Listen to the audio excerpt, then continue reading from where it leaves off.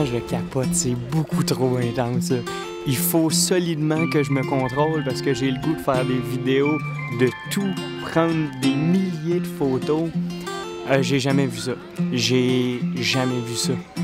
Ce temple-là, ça n'a juste pas de sens. Là. C'est pas uniquement le stupa central, mais c'est les annexes partout autour.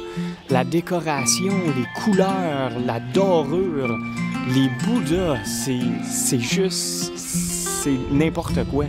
Là, je viens de faire un deuxième tour. Je voulais filmer en même temps, mais là, après un tiers de tour, je sentais plus mon bras.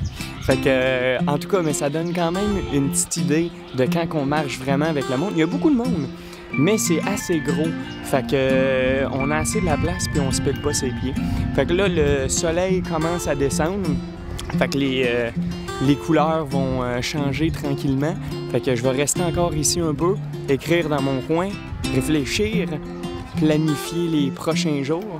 Puis après ça, on refait un dernier tour avant de retourner en ville.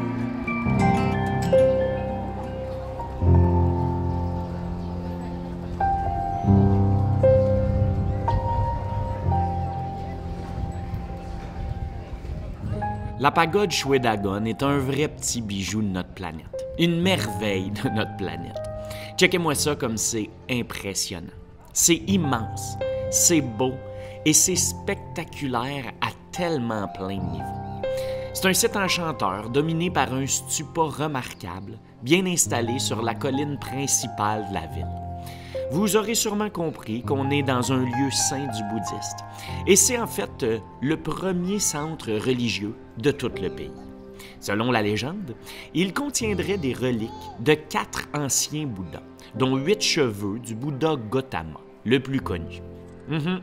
Ce seraient 2 frères, 2 marchands de la région qui voyageaient sur les routes de l'Inde et qui entendirent parler de Gautama Bouddha. Ils allèrent à sa rencontre pendant qu'il méditait et ils revinrent au pays avec les 8 cheveux.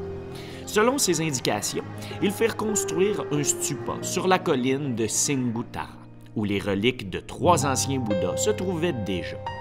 D'après les textes monastiques, le stupa principal aurait donc été construit du vivant du Bouddha Gautama au 6e siècle avant Jésus-Christ. Mais cette version est grandement contestée par les archéologues qui placent plutôt sa construction entre le 6e et le 10e siècle de notre ère. Le premier stupa, délabré, est reconstruit vers 1360 et il s'élève à une hauteur d'environ 20 mètres. Au 15e siècle, on entreprend de grands travaux pour améliorer sa forme et sa taille. Au cours des siècles, une série de tremblements de terre endommagèrent le site. Mais à chaque fois, on le reconstruit et on continue à le vénérer. Aujourd'hui, ce qu'on découvre ici, c'est une magnifique terrasse installée à une 50aine de mètres au-dessus de la ville. Elle domine la ville de toute sa splendeur. Et une fois rendu à son sommet, on y découvre 72 pagodons et salles de prière qui entourent le stupa principal, qui est haut de presque 100 mètres. Sérieux, c'est un vrai bonheur de pouvoir être ici, de pouvoir contempler ça, de pouvoir contempler ce spectacle inestimable. De loin, on pense qu'on va seulement découvrir le stupa géant, mais c'est pas ça. C'est pas ça qui est le plus impressionnant. C'est tout le reste. C'est tous les autres pavillons brillamment décorés et parfaitement construits. Ouais, ben c'est juste débile et je vais imprégner ça dans ma tête pour très longtemps.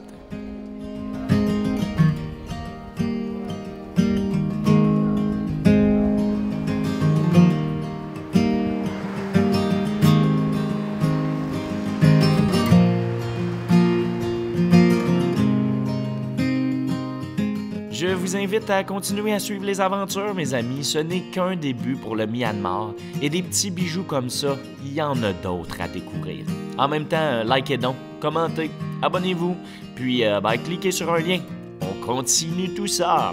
Salut!